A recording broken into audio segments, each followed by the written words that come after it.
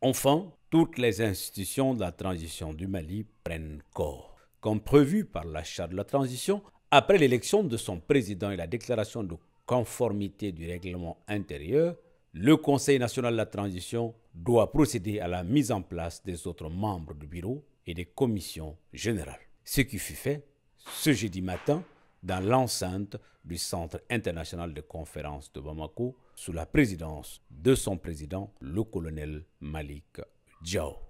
Chers membres du CNT, Mesdames et Messieurs, j'ai le plaisir de vous informer que le règlement intérieur du CNT que nous avons corrigé le 23 décembre 2020 dernier a été définitivement validé par la Cour constitutionnelle dans son arrêt numéro 2020-08/CC du 24 décembre 2020.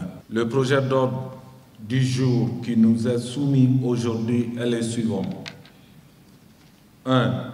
Élection des autres membres du bureau du CNT. 2. Constitution des commissions générales et élection de leur bureau. 3. Nomination personnelle. Le bureau du Conseil national de transition comprend un président, 6 vice-présidents, 2 questeurs, 6 secrétaires parlementaires. Article 9, alinéa 1. Les autres membres du bureau sont élus au cours de la séance qui suit l'adoption définitive du règlement intérieur et pour la durée de la transition. Article 10.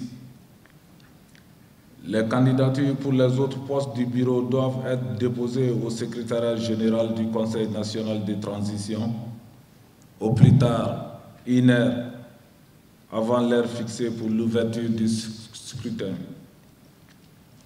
Maintenant, nous allons passer à l'élection.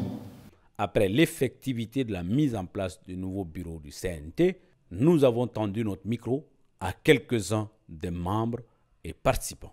Nous devons consacrer notre temps, notre énergie pour gagner cette bataille de refondation de l'État, pour aider nos forces de défense et de sécurité à se doter de moyens tant politiques, économiques, sociaux, mais techniques pour gagner cette bataille pour la survie de notre nation, son intégrité, sa dignité et aussi la vie des personnes et leurs biens.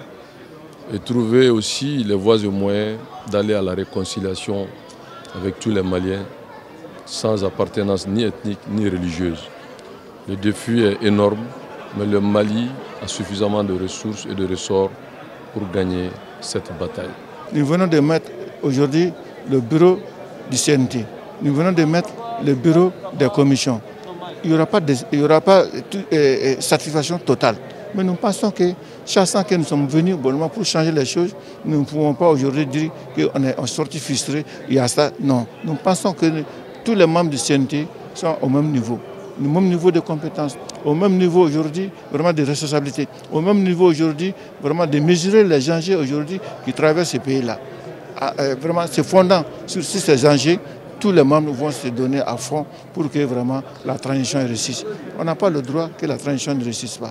Donc j'invite les membres du CNT, j'invite encore le peuple malien à avoir confiance au CNT. Le CNT vraiment ne va pas faillir, le CNT vraiment sera toujours à hauteur de ça. 10 commissions de travail ont été mises en place, plus une commission de contrôle. Les 10 commissions de travail sont constituées selon l'ossature gouvernementale, c'est-à-dire les ministères. Tous les ministères sont logés dans ces 10 commissions. Et quand on voit l'ossature même des commissions, on se rend compte que la commission la plus importante et la plus lourde est la commission des finances. Parce que c'est là où on doit examiner et adopter le budget de l'État. En commission, ensuite en plénière. Je suis sûr que ceux-là même qui se sont inscrits sur cette liste de la commission des finances ont compris que le travail sera ardu. parce que c'est une commission où la technicité prévaut. Et je suis sûr qu'au bout de cette transition, les gens comprendront que nous sommes dans une refondation totale du Mali. Ce qu'il faut retenir, c'est que dans la composition du bureau, la loi sur le genre a été respectée, le quota du genre a été respecté. Et nous avons au niveau du bureau 6 vice-présidents, dont 2 femmes, dont moi-même, 5e vice-présidente. Et nous avons aussi au niveau des secrétaires parlementaires 2 femmes. Donc sur 6 aussi. Donc ça c'est la première des remarques. La seconde des remarques, c'est que le bureau il est hétéroclite. Il est composé de personnalités hétéroclites.